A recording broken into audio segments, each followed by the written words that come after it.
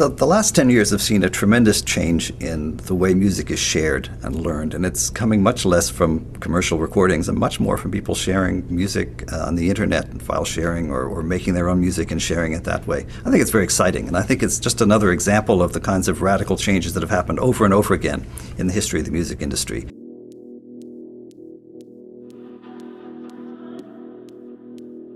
Digital technology and the internet have provided musicians with a platform to take control over their recordings. Today's artists are far less dependent on high-press recording professionals, with many of them producing great-sounding projects that have never even seen the inside of a recording studio. What does your studio look like? Like this, like a computer. Windows? Macintosh. In the last few years, I've seen an increasing number of students making their own music on their computers at home. And so you have home studios, home computer creation, and then dissemination of their own music that way in a massive scale. And so I think one of the things that happens is that the idea of making music becomes making music yourself. Software, I use Logic exclusively. Speakers, these are Mackie 824s. Pretty solid speakers, sound good. There's a Mackie mixing desk, which I kind of use more as a sound card, but you can record into it, sounds really good, and it's good for beefing up drums if you sort of run it into the red light for it. This is the baby. I told my girlfriend, this is my baby. This is a Virus TI Polar, which I got about 4 months ago. Since the advent of home computing, musicians now more than ever have the ability to easily emulate a studio's worth of equipment on just a Mac or PC. Any combination of sequencing software like Logic, Pro Tools, or Reason, equipped with speakers and a sub, is all that is really required for a modern artist to begin producing music. More and more people are producing dance music because, firstly, the access to equipment, home computers, whether it's PC or Mac, and the internet make it very accessible for people to get hold of music making equipment, whether it's by purchasing it or illegally downloading. It's available there for people to have a go. Continuous improvement in digital audio workstations and other inexpensive devices have allowed a greater number of individuals who may not have necessarily been able to compete with studios 10 years ago a chance to level the playing field. Hello, let me tell you about Ableton Live in 60 seconds. Ableton Live is all about the studio as an instrument. It's what you use when you write a song, record and remix tracks, and when you perform live. Live is the perfect scratch pad for composition. It's all real time and you never have to stop the music. Live has all the production tools you need and plays like an instrument, so you're not tied to backing tracks on stage.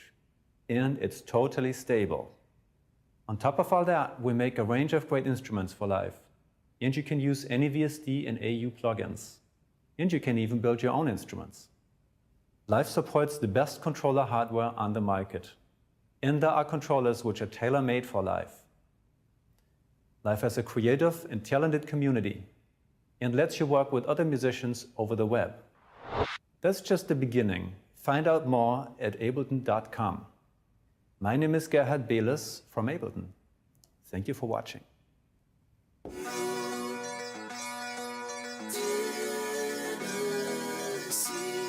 GarageBand is amazing. It's like, it doesn't matter how simple things are. Like a guitar is like a very simple instrument and you can use it in 1,000 different manners. And I think we're ready to use whatever works for us. And we have like very low-end equipment combined with very high-end equipment as well. I think it's a mistake thinking that an instrument has to be like very high-end or complicated to be useful, and there are some very simple things and very cheap equipment that are amazing and that sound amazing for certain purposes. It is no surprise that the internet has changed the concept of music distribution. The way in which individuals experience content today has completely shifted away from what was successful in generations past. TV, radio, and whoever has the biggest marketing budget are no longer perceived as the only yellow brick roads to success. Get signed, make a record. You know what I mean? It was like, get signed, make your record. It's not really like that anymore. It's like, make a record, get signed, right? Thank God, like a lot of new musicians are realizing, you know, that's when you can sort of effectuate change. That's why we're seeing like so much great music come out, because these kids are like, you know what? I'm not waiting on a record label. I'm not waiting on a radio station. I'm gonna put my music up and out to the world. And if it's meaningful to people, then it will catch fire. And in a lot of cases, we've seen it. We've seen it everywhere from, you know, the likes of, you know, the Kendrick Lamars to Lord, you know, two of my favorite artists at the moment. They just didn't care, you know. Put her song up on the SoundCloud, shot her video, and it's like, okay, I may sign with you guys or not. And I love that, because she's 16 years old. So she, to me, is like a shining example of where we're headed. The power is in numbers, the power is in the people. So, you know, it's just a good time in music right now. And everybody can get heard, which is something that has occurred recently because of the vast use of the internet to exchange files on. And it's not people necessarily only exchanging copyrighted files, they're often exchanging their own latest music, and that's a really active and important part of what I see here.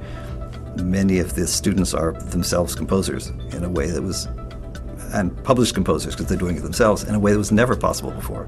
The connection of personal computers to the internet has brought users to a wide variety of music, broadening the scope of listening possibilities. This significant change in music listening habits has had and will continue to have a profound impact on the future of music. Without media conglomerates telling us which music is popular and what we should be listening to through their expensive marketing campaigns, individuals are able to discover music online that connects with them on a personal level. Mass media is now becoming less mass and more personal. This also has a direct correlation on the creation of new music. An artist today can be inspired by new music they've never even been exposed to before, and proceed to put their own personal spin on it, whether that's through the sampling of sound or a simple remix. Many people are listening to more music today than they've ever listened to in the past. It's just they're listening to it differently in different ways. And I think if musicians can find a way to get their music out, and if they can find a way to make a living, they'll do it. And the various industries that supported them in the past aren't necessarily going to be the ones that are going to support them in the future. Internet, along with improvements in technology, are shifting the old practices and processes of music making, music consuming, and music distribution. These changes to the music industry are continuously fostering unique talents every day, and music listeners around the world will only benefit from these artists and the new genres of music that follow them.